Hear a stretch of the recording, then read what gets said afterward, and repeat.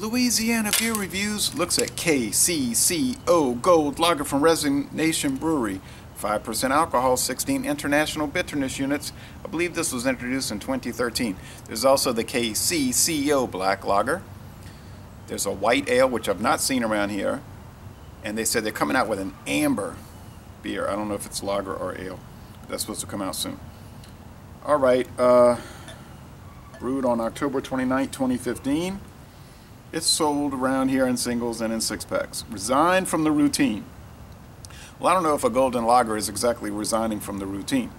Clean and crisp, I expect that. Notes of honey and biscuit. Let's see. The grain bill, which, what is it? They don't say on the website. Adds a beautiful gold hue and full flavor.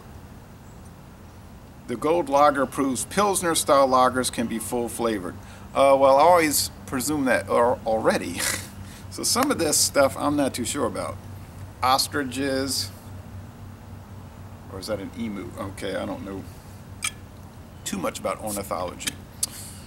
Now sometimes I clown around and then people will say, "You're drunk." Like on one video I did over by the bushes. I said I wasn't drunk, I was just clowning. Chive on. Okay, I'm gonna keep calm and chive on. I guess I shouldn't clown, but it gets a little, it doesn't actually get dull for me. If I just did straight videos all the time, just serious, the beer is this, I don't think I would get bored, but it is my nature to be a little silly, so people interpret it as something that it isn't. Now, have I done videos where probably I drank too much? Well, I did the Fuller's Vintage Ale 2 years ago on Mardi Gras Day, because we had a rain out for Mardi Gras. It was raining so hard and off and on, and it was so cold, and all they did was rush through with the parades. They were over, and I mean, they just had the parades, but there was nobody there. And I drank one Fuller's Vintage Ale, and I was like, wow, this is really good. And a few minutes later, I said, oh, this beer's not that strong. It didn't affect me at all. 500 milliliter bottle. And then I drank the second one, and then during the video, I was like, yeah, and then I couldn't make the point. It took me 10 minutes to make a point that should have taken 1 minute. But so that was an accident. That wasn't planned. Anyway, golden, okay. Etched glass.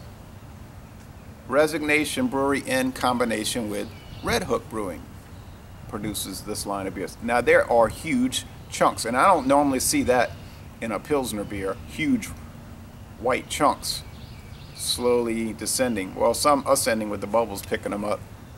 I don't know if you can see that. Little crackle here at 9:40 a.m. Damp. Little cool, but comfortably cool, not a bad chill in the air with the undershirt and the sweatshirt. Got some rain on the way, then cold. It'll get down to 37 degrees tonight.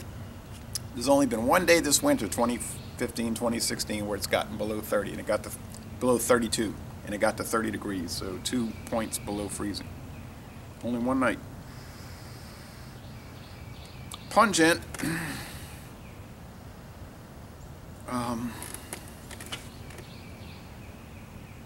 Maybe biscuity, but more like yeasty, and maybe a little smokiness.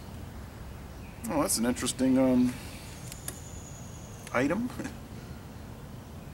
Okay, brewed and bottled by Red Hook, Washington, New Hampshire, or Memphis.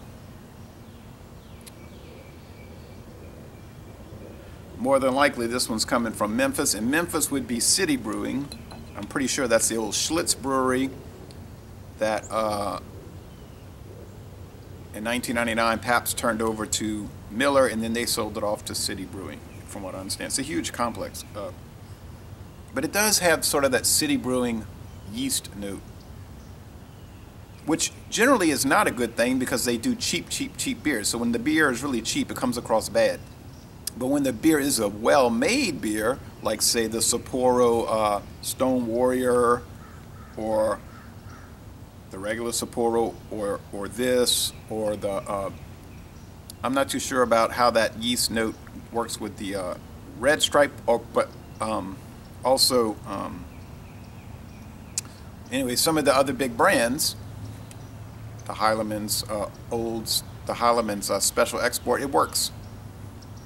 But if they're real cheap, like a lot of those really bad city brewing beers, like Milwaukee Special Reserve Ice, it's like jarring.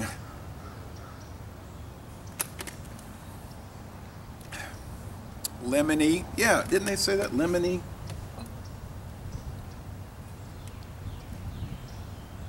No, honey and biscuit.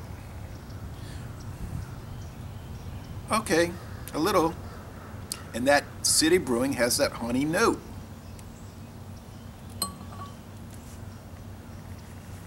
They can do good work there. Their big money is in, well, maybe it used to be in the junk, but they're getting so many contracts at City of Latrobe, Pennsylvania, Memphis, Tennessee, and La Crosse, Wisconsin, that maybe they'll start abandoning the junk and concentrate on the goodness.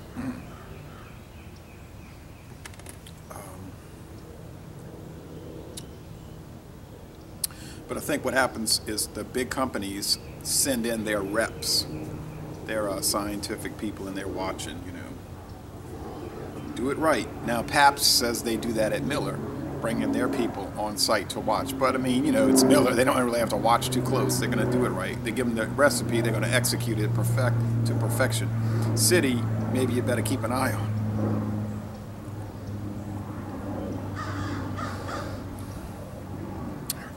I actually visited the brewery in La Crosse, Wisconsin in 1996 when it was Heileman Brewery, and they had the big Heileman old style 6-pack cans, which was huge aging tanks on the outside of the brewery, the biggest 6-pack in the world. And I went in there and I bought a keychain, and I didn't have time. I guess I did, but I didn't think I had time for a brewery tour. And that was the actual day that Heileman sold their company to Stroh's Brewing. And it was like big news all over Minnesota and La Crosse, and they were like, are we going to lose jobs? And they did. And 3 years later, then Pabst bought Stroh's. So it was just one company buying out another. Stroh's buying Schlitz and Schaefer, or Schaefer and then Schlitz, and then Pabst buying, Stroh's buying Heileman as well, and then Pabst buying the whole lot of it.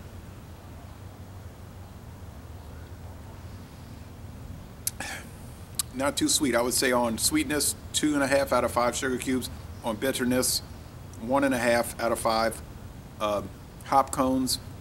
The mouth feels light to medium. It's crisp, it's clean, it's refreshing, it has flavor, a little honey, a lot of yeast, barley malt, biscuity barley malt. This is right up there with your Grolsch, Heineken, Pilsner, Urquell. Possibly a little better than those, possibly, but certainly comparable.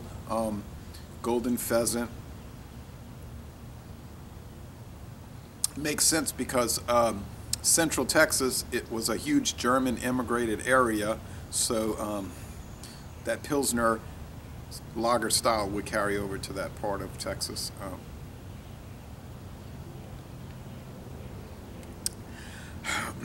Mighty fine. I got to save some for the written review, so laissez les bon temps roulés. I have to give this an A. I could say A minus, lower end of excellent, but I don't think you could really be reasonable and go lower than that, or it would be unfair. So it's not expensive. If you see it, buy it, try it, and you're almost certain to like it.